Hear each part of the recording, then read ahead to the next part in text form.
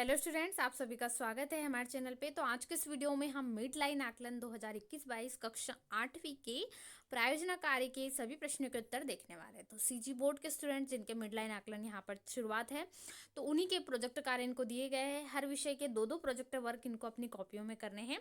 तो इनके लिए यहाँ पर कौन कौन से आपको प्रोजेक्ट है, कौन कौन से आपको किस प्रकार से हल करना है, चलिए वो सभी देख लेते हैं। तो सबसे पहले चैनल पे नए हो तो चैनल को सब्सक्राइब करना बिल्कुल ना भूलें, वीडियो को लाइक भी कर दीजिए और साथ ही दोस्तों में शेयर कर दीजिए, जिससे आपके सभी फ्रेंड्स भी प्रोजेक्ट कार्य को कंप्लीट कर सकें। इसके अलावा बाकी क्लासेस के भी आपको प्रोजेक्ट कार्य के उत्तर सारे इसी चैनल पे मिल जाएंगे, इसलिए चैनल को जल्दी से सब्सक्राइब कर लीजिए। चलिए, तो सबसे पहले यहाँ पर हम देख लेते हैं कितना यहाँ पर आपको 1 हफ्ते का समय दिया गया इस प्रोजेक्ट कार्य को कंप्लीट करने के लिए। और याद रखिए, आपको कोई भी 2 प्रोजेक्ट कार्य यहाँ पर आपको स्कूल से दिए जाएंगे। प्रत्येक प्रोजेक्ट कार्य 5 अंक है, मतलब आपको 10 अंक के कुल यहाँ पर दिए जाएंगे। ठीक है, आप इसमें बच्चों से जो है, आप अपने आस पड़ोस के जितने भी आपके जो बड़े लोग हैं उनसे आप इसमें मदद भी ले सकते हैं। तो फिलहाल हम यहाँ पर सभी प्रश्नों को उत्तर देखेंगे। जैसे कि पहला क्वेश्चन यहाँ पर है, चलिए तो देख लेते हैं पहला। तो पहले प्रोजेक्ट में आपको नरवा, गरुआ, घुरवा बाड़ी योजना अंतर्गत आप सभी ने शिक्षकों के साथ भ्रमण किया होगा।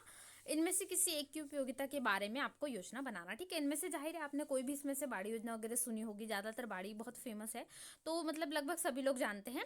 इसकी उपयोगिता के बारे में आपको एक योजना बनाना है। ठीक है, ये क्वेश्चन भी हम हल करेंगे। प्रायोजना 2 ही करना है, कोई भी पूरे आपको नहीं करना है, याद रखें। ठीक है, कोई भी 2 आपको जल्दी से जो अच्छे बने वो कर लीजिएगा। मैं यहाँ पर आपको 3 बता रही हूँ। ठीक है, इसके बाद दूसरा है, आपके आसपास जैसे पंचायत भवन, सामुदायिक केंद्र, आंगनवाड़ी केंद्र, स्वास्थ्य केंद्र, विद्यालय के दीवारों पर लिखे हुए नारे होते हैं, उनका संकलन कीजिए। देखिए, आप स्कूल जाते होंगे, स्कूल में भी आपको दिखता होगा बहुत सारे, जैसे बेटी बचाओ बेटी पढ़ाओ के भी बहुत सारे नारे इधर, और भी स्लोगन बच्चों के विषय पर भी ले, जैसे शिक्षा के अधिकार पर भी ऐसे बहुत सारे आपने देखे होंगे। तो ये किस विषय से संबंधित है, जैसे अभी यहाँ पर बताया मैंने आपको, बिल्कुल वैसे आपको अपने टीचर्स के अकॉर्डिंग यहाँ पर लिखना। ठीक है, वो भी आंसर हम देखेंगे। इसके अलावा आपके विद्यालय में जो 100 दिन 100 कहानियों पर कार्य चल रहा है, ये प्रोग्राम जो शुरू किया गया, इसके आधार पर भी आपको बताना। ठीक है, तो ये क्वेश्चन हम नहीं करने वाले, हम यहाँ पर 4th नंबर का क्वेश्चन, वैसे 2 ही करना है। यहाँ पर मैं आपको 3 वर्क बता रही हूँ, प्रोजेक्ट वर्क केवल 3 भी आप इसमें यहाँ पर, इसलिए कि जो आपको 2 अच्छे लगे उनमें से आप छाट सके। ठीक है, आपका सहपाठी या आपकी सहपाठी लंबे समय से विद्यालय नहीं आ रहा है या आ रही है, उसका कारण पता करने के लिए के बाद आप उसे विद्यालय बुलाने के लिए शिक्षक के मार्गदर्शन में एक कार्य योजना तैयार कीजिए। ठीक है, तो ये भी देख लेंगे कि क्यों नहीं आ रही आपकी फ्रेंड जो है स्कूल से। तो चलिए देखते हैं आंसर।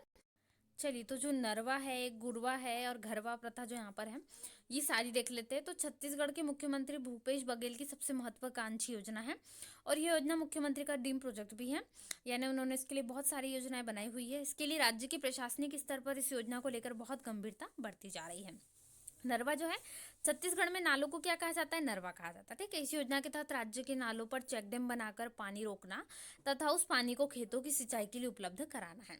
इसके अलावा नालों के जरिए बरसात का जो पानी बह जाता है उसे रोककर भूगर्भीय जल को रिचार्ज करना। जैसे बरसात के दिनों में पानी अत्यधिक मात्रा में जमा हो जाता है, तो उस जो पानी है उसकी पर्याप्त उपयोगिता हो सके, इसके लिए ये जो है योजना शुरुआत की गई थी। ठीक है, इसके बाद अगला है गरबा क्या है। तो किसी भी गांव में मौजूद पशुधन को गरबा कहा जाता है। पशुधन यानी जिस पशु, जैसे पालतू पशु जो होते हैं उनका सब कुछ यहाँ पर जो प्रयोग होता है वो।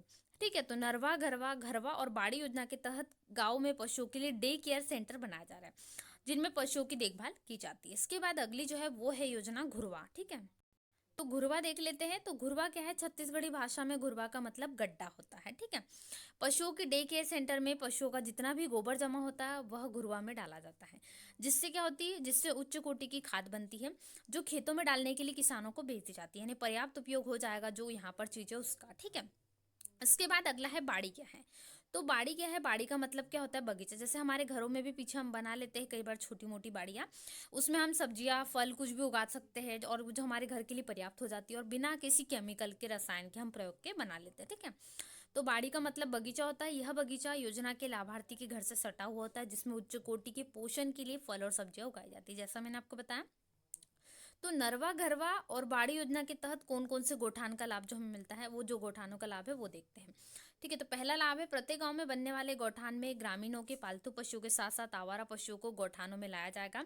दिन के समय अधिकांश पशु गौठानों में ही रहेंगे, जिससे पशुओं के द्वारा खेतों में फसल चरने की समस्या से किसानों को छुटकारा मिल जाएगा। ठीक है, ये पहला हो जाएगा लाभ। इसके बाद आगे की देख लेते हैं। इसके अलावा अगला लाभ हो जाएगा गौठानों में कृत्रिम गर्भाधान के जरिए अच्छी नस्ल के सांडों का सीमेंस उपलब्ध कराया जाएगा, जिससे पशुओं की नस्ल में सुधार होगा तथा दुधारू पशुओं की संख्या बढ़ेगी। जो दूध देने वाले पशु उनकी संख्या होंगी, इससे धीरे धीरे जो है किसानों को भी फायदा मिलते जाएगा। इसके अलावा इसमें प्राकृतिक खाद की उपलब्धता बढ़ेगी और भूमि की उर्वरक क्षमता में भी बढ़ोतरी दर्ज की जा सकेगी। गौठानों में फलदार वृक्ष लगाए जाने से ग्रामीण बाजार में फलों की उपलब्धता पर्याप्त मात्रा में रहेंगी और फलों से भी अच्छी खासी कीमत किसानों को पर्याप्त रूप में मिल सकती है। ठीक है, तो ये कुछ लाभ थे जो पर्याप्त हो जाएंगे यहाँ पर। अब इसके अलावा इसकी कुछ विशेषताएं भी है जो इसको यूनिक बनाती है, जो इसको स्पेशल बनाती है। ठीक है, जो इतनी सारी योजना है, इनकी क्या विशेषता है जिस कारण इसे अमल में लाया गया है। तो जिन गाँव में इस योजना का संचालन हो रहा है उन गाँव में दूध का उत्पादन बढ़ जाएगा, जिससे गाँव में समृद्धि आएगी। देखिए, दूध का उत्पादन का सीधा सीधा संबंध किसानों से होता है। किसानों को और इनकम मिल सकती है, केवल वो खेती पर निर्धारित नहीं रह पाएंगे। ठीक है, इसके अलावा यहाँ पर है अतिरिक्त चरगाहों के लिए गौठान के नज़दीक 5 से 10 एकड़ भूमि आरक्षित कर ली जाएगी। और ये भी बहुत सारे अच्छे अच्छे इसकी विशेषताएं हैं। ये पशुओं को लेकर भी एक विशेषता इसमें है, जैसे जो शरण स्थली जैसे आवारा पशु घूमते रहते हैं, इससे कई बार नुकसान भी हो जाता है। कई बार वो बाजार वगैरह में घुस आते हैं, तो इसके कारण बहुत सारे लोगों को नुकसान भी होता है, माल जान की हानि भी होती है। तो ये इससे बच जा सकता है। ठीक है, तो और पशुओं को अच्छी देखभाल भी मिल जाएगी। तो ये आपको इसमें लिख लेना है। इसके बाद जो दूसरा प्रश्न था नारे वाला, कि आपको जो आसपास में पंचायत भवन, आपके स्कूल में, आंगनवाड़ी केंद्र में, स्वास्थ्य केंद्र जहां पर भी जो नारे लिखे हैं उन नारों के बारे में आपको बताना है, उनका थोड़ा सा आपको कलेक्शन करके किससे संबंधित है वो। ठीक है, तो चलिए देख लेते हैं।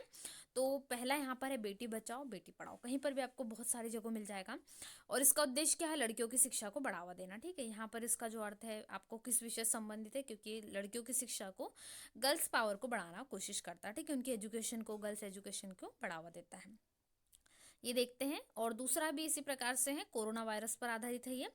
इसके लिए सबसे पहले यहाँ पर आपको अच्छे से पॉइंट वाइज इनको नोट कर लेना है, ताकि आपको प्रोजेक्ट में पूरे 10 में से 10 मार्क मिले हर एक सब्जेक्ट में। तो जल्दी से चैनल पे नए हो तो चैनल को सब्सक्राइब कर लीजिए, ताकि सारे प्रोजेक्ट के आंसर आपको कंप्लीट रूप से मिल सके। इसके अलावा वीडियो को लाइक करना बिल्कुल ना भूलें।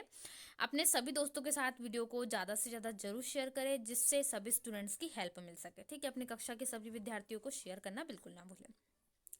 मास्क, सैनिटाइजर और दूरी कोरोना भगाने में है जरूरी। दूसरा बहुत बढ़िया, कोरोना नहीं है बड़ी बीमारी, समय पर इलाज कराना है जरूरी। इसका उद्देश्य दोनों का जो नारे हैं, इनका उद्देश्य कोरोना वायरस के प्रति जागरूकता बताना। ठीक है, इससे डरने की आवश्यकता नहीं, हमें जागरूक होने की आवश्यकता है।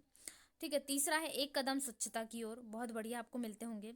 चौथा है मन में रखो एक ही सपना, स्वच्छ बनाना है भारत अपना। बहुत बढ़िया से यहाँ पर हो जाएंगे। ठीक है, ये आपको लिख लेना है। इसके बाद हम देख लेते हैं अगला जो हमारा था क्वेश्चन नंबर 4। चलिए, इसी में और 2 नारे ऐड कर लीजिए। जैसा हमने 4 तक के देखे, वैसे ही 5वां और 6वां आप इसमें लिख लीजिए। कोई ना छूटे इस बार, शिक्षा है सबका अधिकार। शिक्षा जीवन का आधार है, इसके बिना सब बेकार है। उद्देश्य क्या है इन दोनों का, कि शिक्षा सभी का मौलिक अधिकार है, प्रत्येक बच्चे को शिक्षा से जुड़ने का अधिकार है। ठीक है, तो यहाँ पर आप लिख सकते हैं। 6 नारे कुल है, आप इसमें से 6 भी लिख सकते हैं, ताकि आपको पूरे में से पूरे नंबर मिले। इसके बाद अंतिम प्रश्न देखते हैं। तो हमारा लास्ट क्वेश्चन यहाँ पर जो था, आपको पता करना था आपकी जो सहेली है या मित्र है या फ्रेंड है, तो वो नहीं आ रहा है स्कूल, तो क्यों नहीं आ रहा है उसका कारण आपको पता लगाना है। ठीक है, तो चलिए ऐसा ही कुछ है। तो हमने यहाँ पर लिया है प्रिय सहेली मीना। आप यहाँ पर कुछ और नाम भी ले सकते हैं, जो भी आपको लेना है। तुमसे बहुत दिनों से बात नहीं हो पा रही थी, मुझे तुमसे कुछ पूछना है। तुम बहुत दिनों से स्कूल नहीं आ रही, उसका क्या कारण है? तुम्हारी तबीयत खराब है? अच्छा, डॉक्टर के पास गए थे कि? अच्छा, अब तबीयत कैसी है? पहले से अच्छा, स्कूल आओगी या नहीं? क्योंकि लंबा समय हो चुका है, पढ़ाई बहुत आगे बढ़ चुकी है। तुम हो सके तो स्कूल जल्दी आ जाओ, कुछ कामों में मैं तुम्हारी मदद कर सकूं। ज़्यादा वक्त हुआ तो पढ़ाई का नुकसान होगा और फिर मैं तुम्हारी कोई मदद नहीं कर पाऊंगी। ऐसा आप बता सकते हैं, जैसे स्कूल की जो आप हालत बता रहे हैं यहाँ पर क्या क्या है। मीना, बात समझ रही हो ना मैं क्या बोल रही हूँ? अभी तो तुम्हारी तबीयत भी ठीक हो चुकी है, तो दवाई लोगे तो वह पूरी तरह से ठीक हो जाएगी।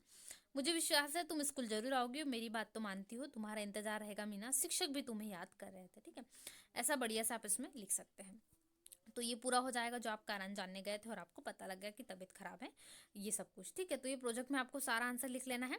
तो आज के इस वीडियो में हमने कक्षा 8वीं हिंदी के मिड लाइन जो आपके चल रहे प्रोजेक्ट, उसके आंसर यहाँ पर देखे। 2 प्रोजेक्ट ही करना है आपको, 3 नहीं करना है, याद रखिए, केवल 2 करोगे। इसके कुल आपको 10 अंक है, तो आपको 10 में से 10 मिल जाएंगे यदि आप इस प्रकार से प्रोजेक्ट के आंसरों को लिखते हैं।